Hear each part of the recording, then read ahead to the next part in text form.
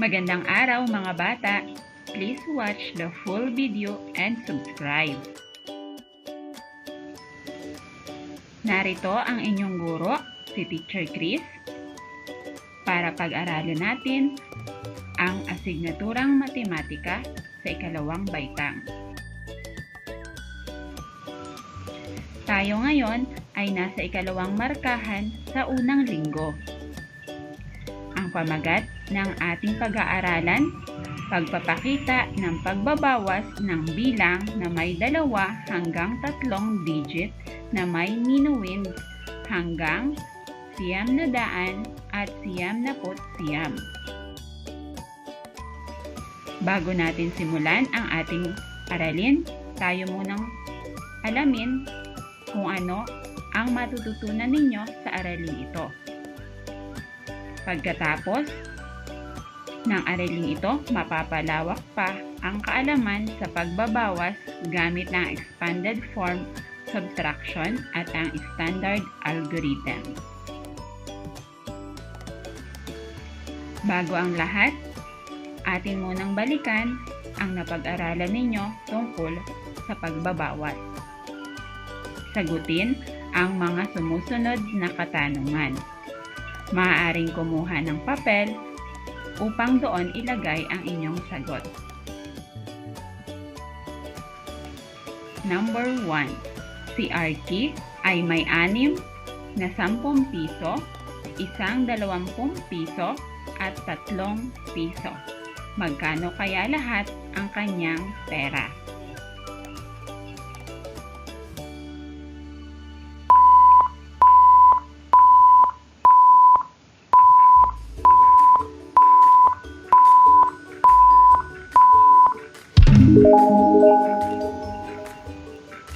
Ang tamang sagot mga bata, 83 pesos.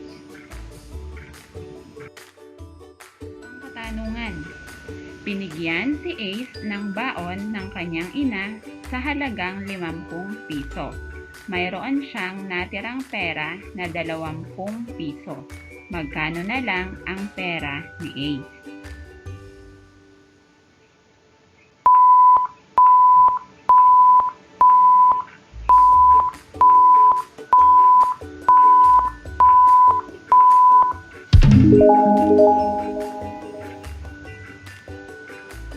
Ang tamang sagot mga bata, 30 piso. Para naman sa pangatlong bilang, bumili si Arky ng hamburger sa halagang 35 piso at lemon juice sa halagang 16 na piso. Magkano kaya ang kailangan niyang halaga para mabili ito?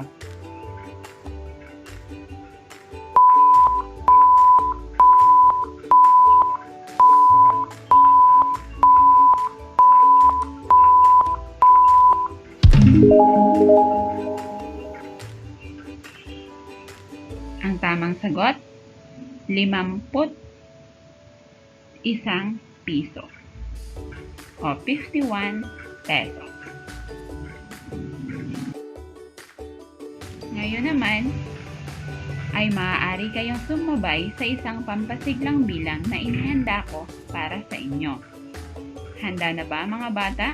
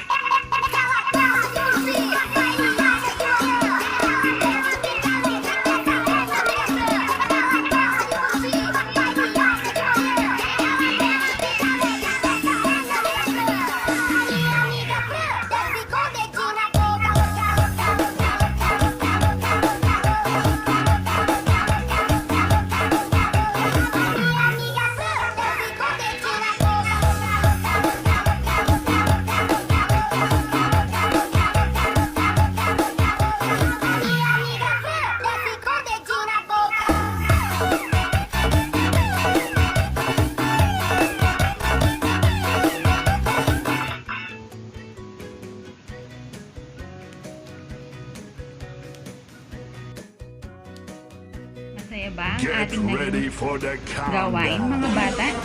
10, 9, Ngayon naman, 8, ay 7, atin ang simulan 6, ang ating aralin. 5, 4, 3, 2, 1.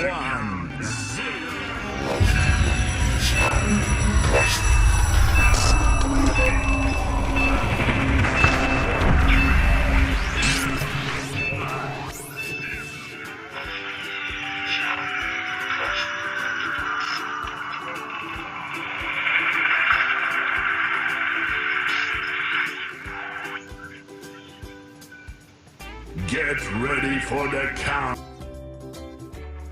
Ngayon ay tingnan ninyo ang isang suliranin na inihanda ko para sa inyo. Si Miguel ay mayroong 999 na holen sa kahon. 429 sa mga ito ay kulay pula at ang iba ay kulay dilaw. Ilan sa mga holen ni Miguel ang kulay dilaw?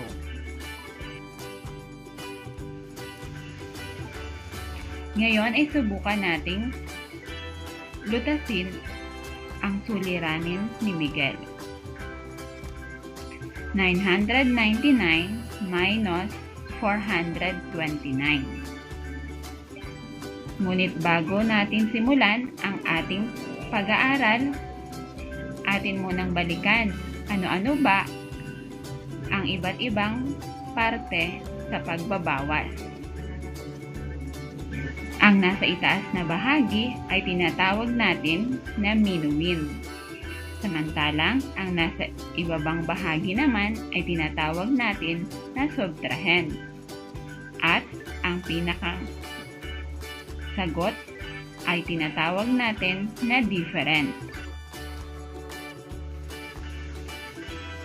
Ngayon, ano ba ang minuwind? This is the number from which another number is subtracted. Samantalang ang subtrahend naman is the number subtracted or taken away. At ang difference, this is the answer in subtraction. Ngayon ay alam na ninyo ang iba't ibang katawagan sa pagbabawas.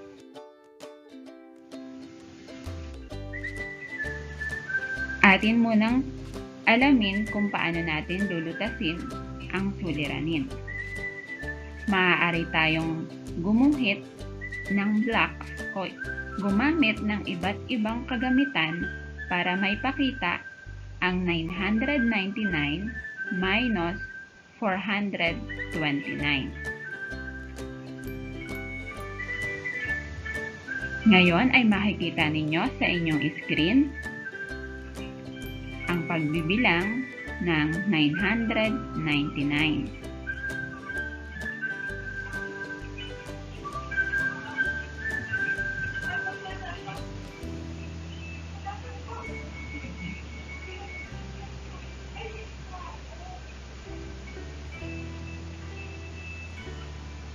Ngayon naman ay ibabawas natin ang 429.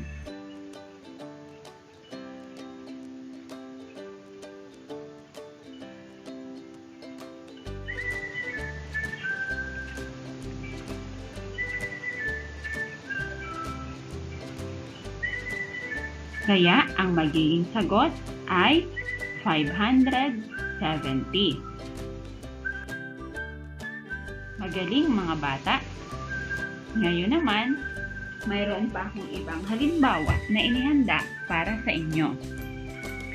Suriin ang mga datos upang matukoy kung gaano karami ang bilang ng mga taong positibo sa COVID-19 sa San Pedro City kumpara sa Santa Rosa City. Narito ang talaan ng impormasyon. Ang San Pedro City ay mayroong bilang na 462 na mga taong positibo sa COVID-19. Samantalang ang Santa Rosa City naman ay mayroong 398. Ngayon, gamitin naman natin ang expanded form subtraction. 462 minus 398. Isulat natin ang 462 sa expanded form. At ang 398. Ngayon, maaari na tayong magbawas. 2 minus 8, hindi natin maaaring bawasan ng 2 ang 8. Kaya, manghihiram tayo ng 10 sa kabilang o sa katabing bilang. So, ang 2 madadagdagan ng 10 ay magiging 12. 12 minus 8 ay 4. Ngayon naman, ang ating kasunod na babawasan ay 50 minus 90. Hindi rin natin maaaring bawasan ng 50 ang 90 dahil mas malaki ang 50 kaysa 90. Kung kaya, manghihiram tayo ng isa sa katabi na ang isang ito ay may katumbas na 100. Kaya, magiging 150 ang ating ibabao, ang ating bilang. Ngayon, 150 minus 90, 60. Ngayon, binawasan natin ng 100 ang 400, kaya ito ay magiging 300. 300 minus 300 ay 0. Ngayon, magpa-plus na tayo. 0 plus 60 plus 4. At ang tamang kasagutan? Tama, 64.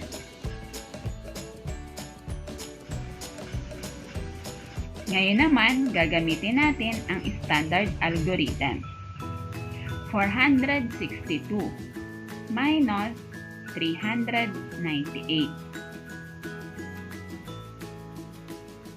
Muli, hindi natin maaaring bawasan ng 2 ang 8. Kaya, manghihiram tayo ng isa na may katumbas na 10. 12 minus 8, 4. Ngayon, ang 5, babawasan natin ng siyam, hindi maaari. Kaya, manghihiram tayo ng isa sa 4. At ang isang ito ay may katumbas na 10. Kaya, magiging 15. 15 minus 9 ay 6. Ngayon, binawasan natin ng isa ang 4, kaya naging 3. 3 minus 3, 0. Kaya ang tamang sagot, 64. Magaling mga bata! Ngayon, ay alam ko na kaya na ninyong gawin ang unang gawain.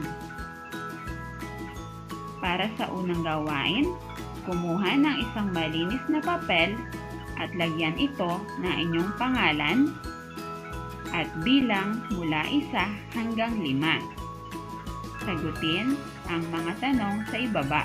Piliin ang letra ng tamang sagot. Number 1. 348 minus 326 equals A. 24, B. 22, C. 18, D. 14. Uulitin ko, 348 minus 326 equals. Mayroon kayong 1 minuto para sagutan ang bilang na ito.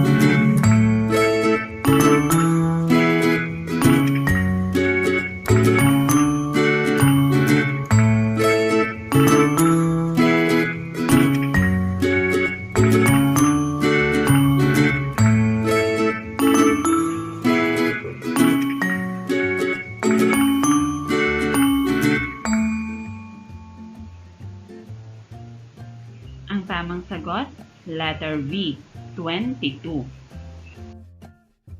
Para naman sa pangalawang bilang, 785 minus 553 equals A, 338, B, 242, C, 232, D, 198. Muli, may 1 minuto kayo para sagutan ang bilang na ito.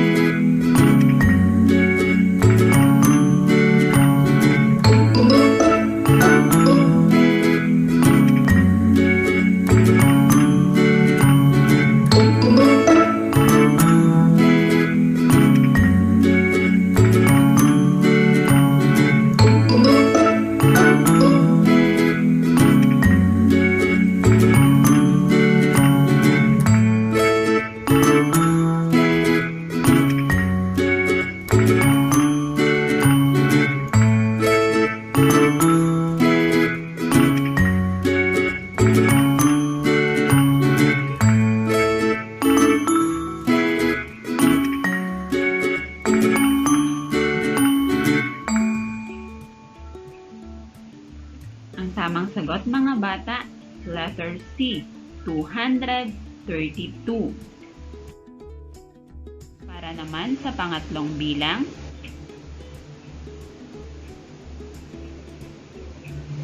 976 minus 99 equals A, 814, B, 677, C, 877, D, 175.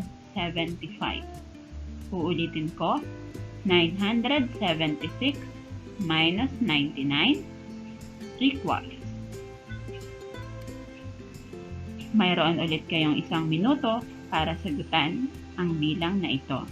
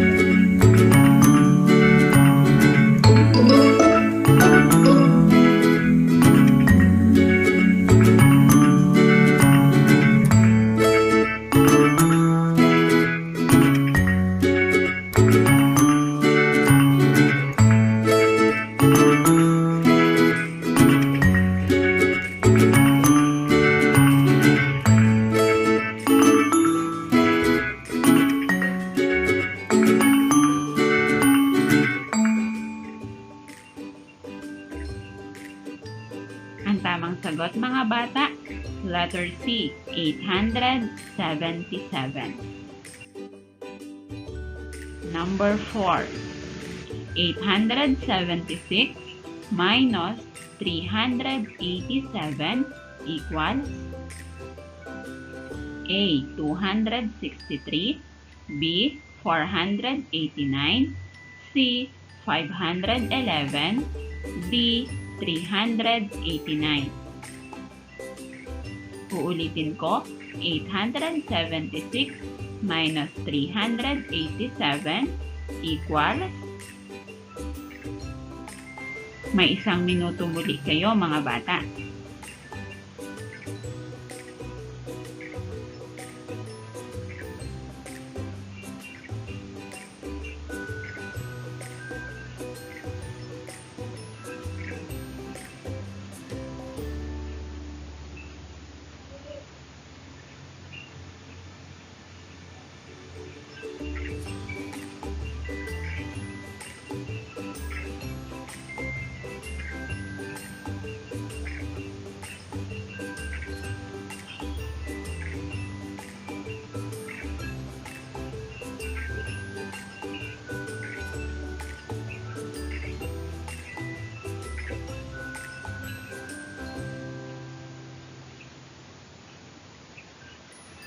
Ang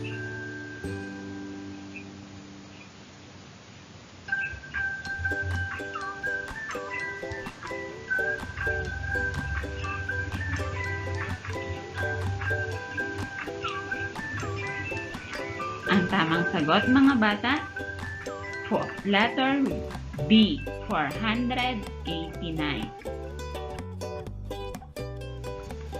Number 5, 728 minus 462 equals A, 266, B, 66, letter C, 166, letter D, 126. Uulitin ko, 728 minus 462 equals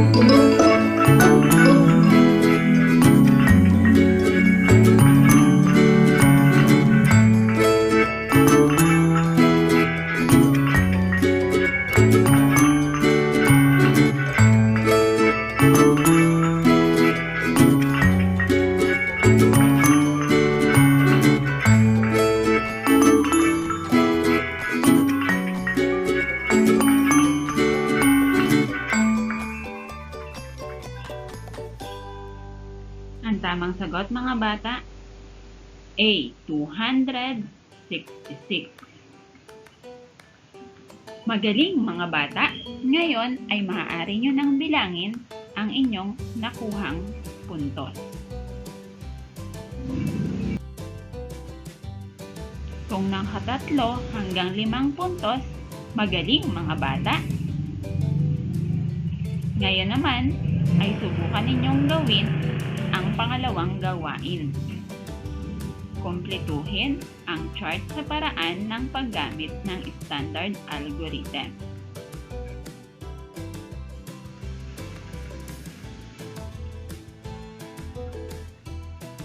$895 minus 687.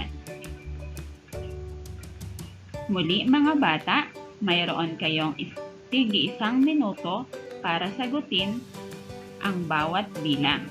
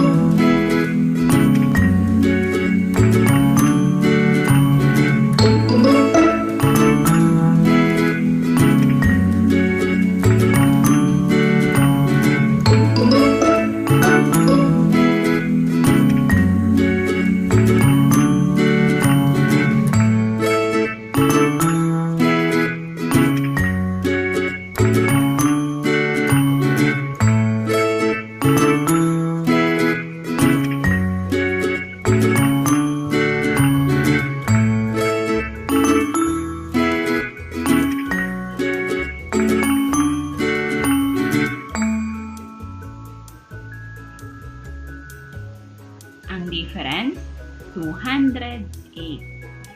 Pangalawang bilang, 556 minus 492.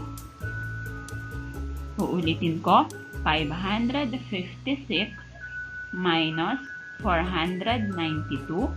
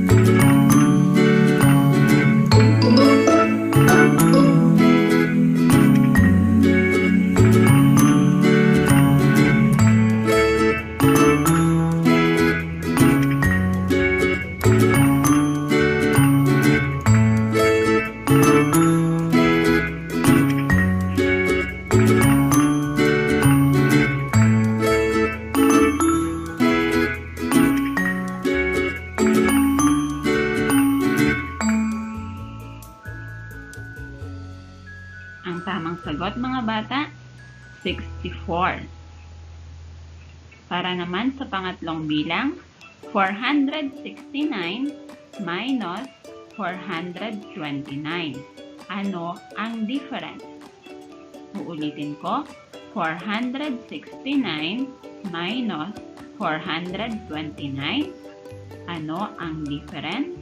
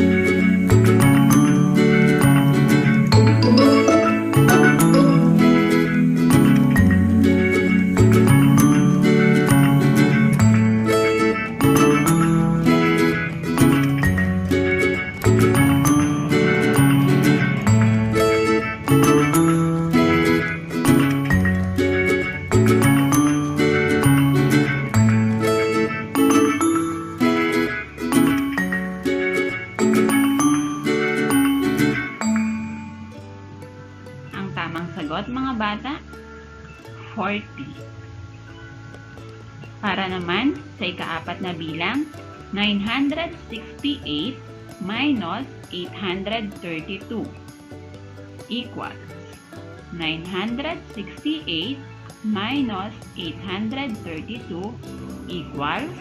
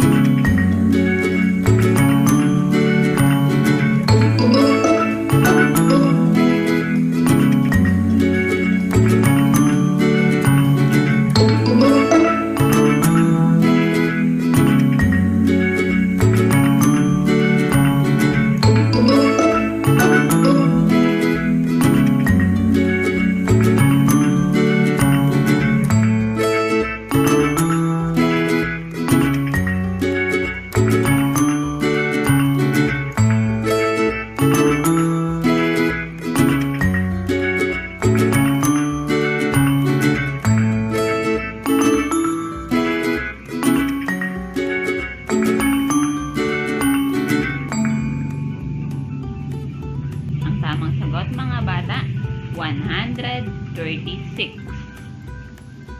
Para naman sa ikalima at huling bilang, 792 minus 574. Ano ang difference? Uulitin ko, ano ang difference sa 792 at 574?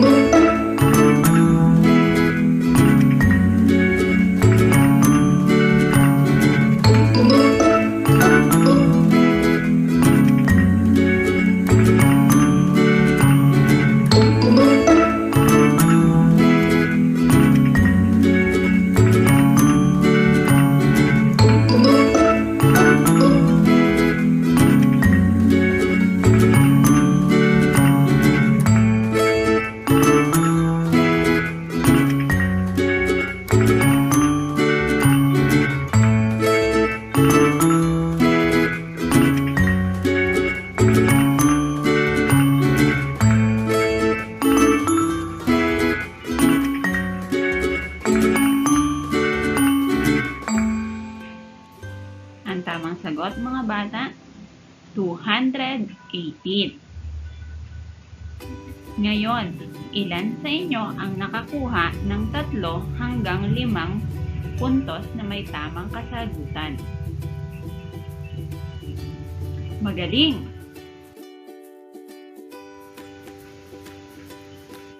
Ay gawin natin ang pangatlong gawain. Sagutan ang mga subtraction combinations na nasa kahon. Hanapin sa kabilang hanay ang tamang sagot.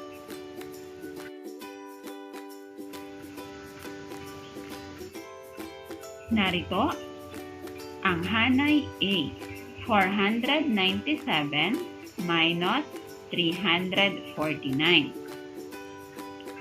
662 minus 479. 924 minus 319. 719 minus 664. 883 minus 642. Para naman sa hanay B,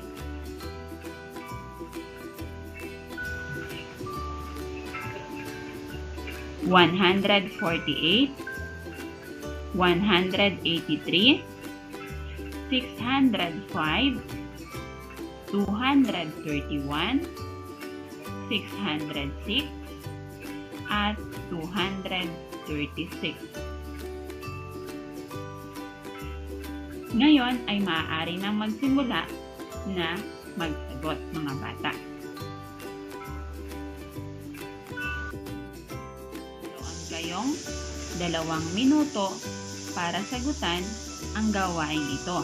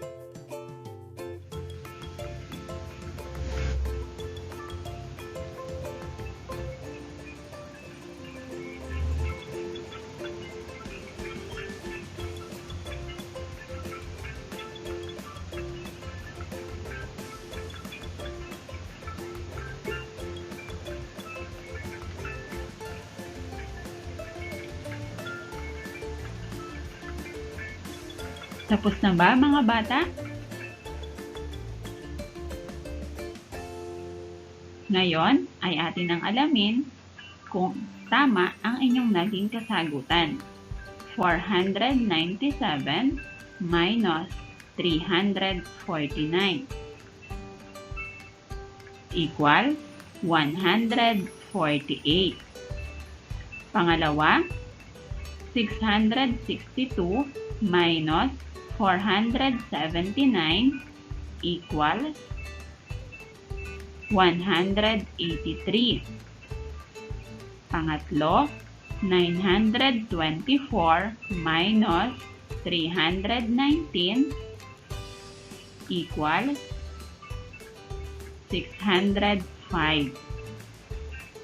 Pang-apat, 719 minus 664 equals 55. At ikalima, 883 minus 642 equals 241. Mga bata, ngayon ay muli ninyong bilangin ang nakuha ninyong puntos.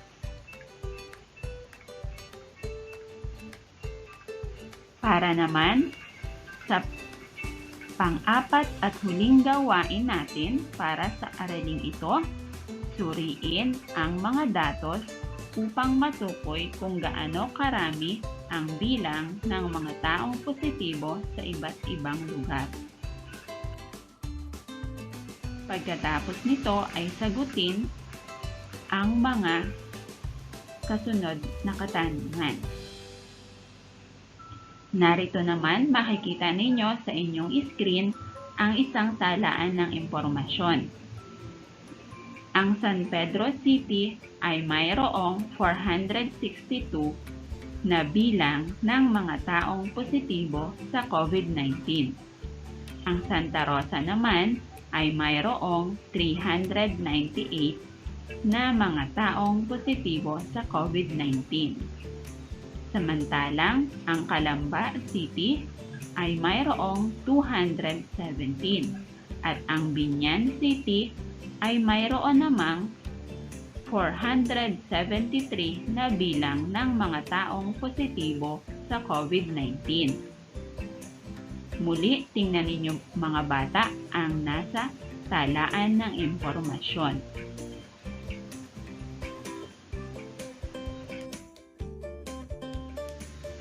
Ngayon, batay sa datos na ipinakita, aling lugar ang nagtala ng pinakamaraming bilang ng mga taong nagpositibo sa COVID-19. Batay sa datos na ipinakita, aling lugar ang nagtala ng pinakamaraming bilang ng mga taong nagpositibo sa COVID-19.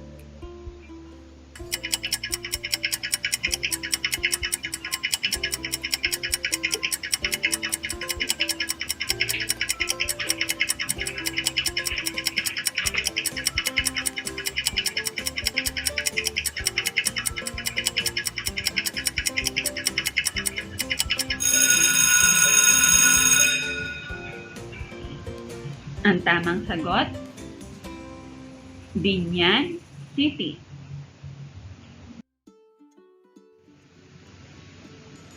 Ilan ang difference ng lugar na may pinakamaraming bilang ng taong naitala na positibo sa COVID-19 sa lugar na may pinakamaliit na bilang ng taong nagkaroon ng COVID-19?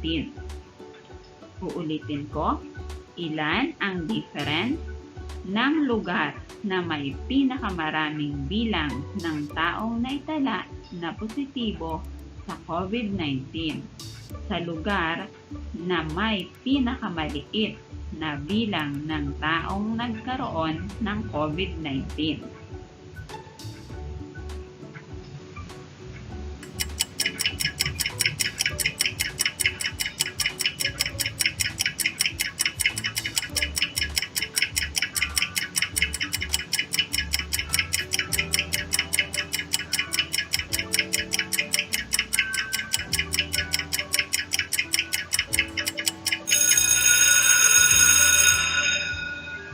Ang tamang sagot mga bata, 256.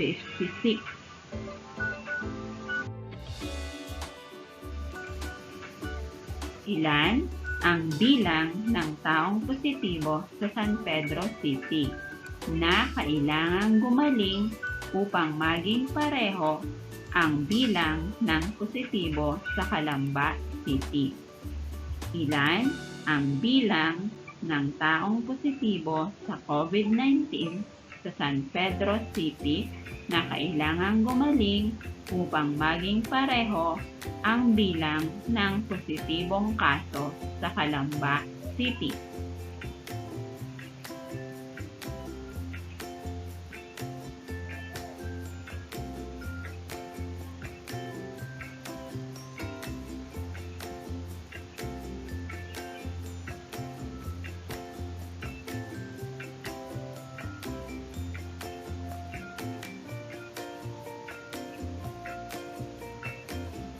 Ang tamang sagot mga bata, 245.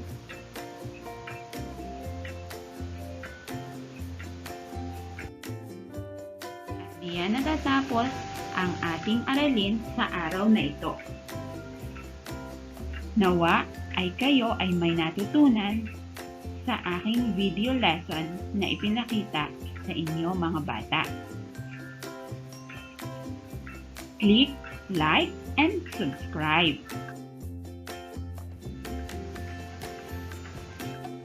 Maraming salamat mga bata. Goodbye!